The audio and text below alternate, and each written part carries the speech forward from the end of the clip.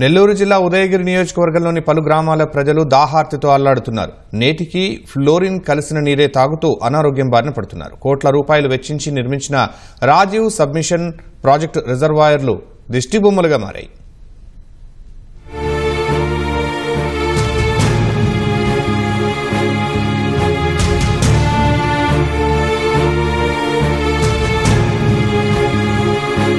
నెల్లూరు జిల్లా ఉదయగిరి నియోజకవర్గంలోని బోర్లలో ఫ్లోరిన్ శాతం ఎక్కువగా ఉంటుంది. ఇక్కడి బోర్లలోని నీరు తాగడానికి పనికిరావని నిపుణులు నివేదికలు ఇచ్చారు. ఉదయగిరి, వరికుంటపాడు, దొత్తలూరు, కొండాపురం, మర్రిపాడు మండలాల్లోని 66 ఫ్లోరిన్ పీడిత ప్రాంతాలను గుర్తించారు.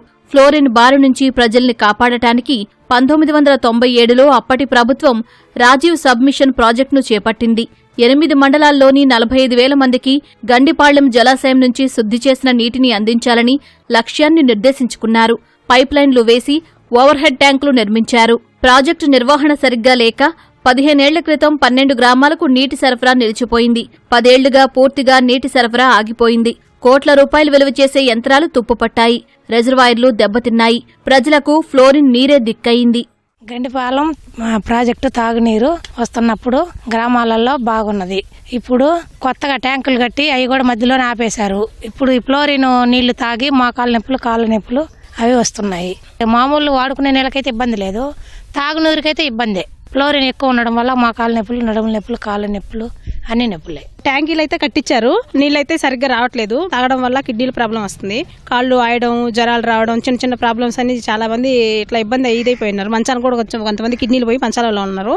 ఇంతకు ముందు 10 సంవత్సరాల కింద పనిచేసేది. ఇప్పుడు 10 ఏళ్ల నుంచి మేము ఇలానే కంటిన్యూ అవుతుంది, కొనుక్కొచ్చుకొని తాగడమే కంటిన్యూ అవుతుంది. ఇప్పుడు ప్రభుత్వంలోనైనా, మన చంద్రన్న ప్రభుత్వంలోనైనా నీళ్ల గురించి పట్టించుకుంటారేమోనని కొంచెం మాకు చిన్న ఆశ. గతంలో గండిపాలెం రిజర్వాయర్ ద్వారా మన గ్రామాలకు కూడా వాటర్ అనేది సప్లై చేయడం జరిగింది. ఈ ఫ్లోరినేషన్ బాధలు లేకుండా జనాలు కొంతవరకు ఆరోగ్యంగా ఉన్న పరిస్థితి అప్పుడు ఉంది.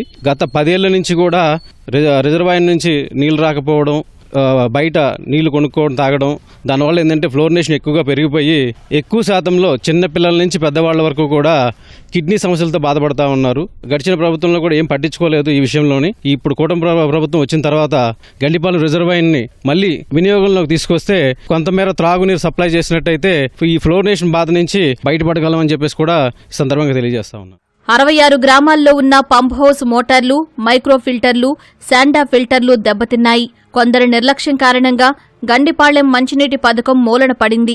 దూర ప్రాంతాల్లో ఉన్న ప్లాంట్ల నుంచి నీటిని కొని తెచ్చుకుంటున్నారు. ఫ్లోరిన్ బాధిత గ్రామాల్లో నిర్మించిన పథకాన్ని తిరిగి వినియోగంలోకి తీసుకురావాలని ప్రజలు కోరుతున్నారు.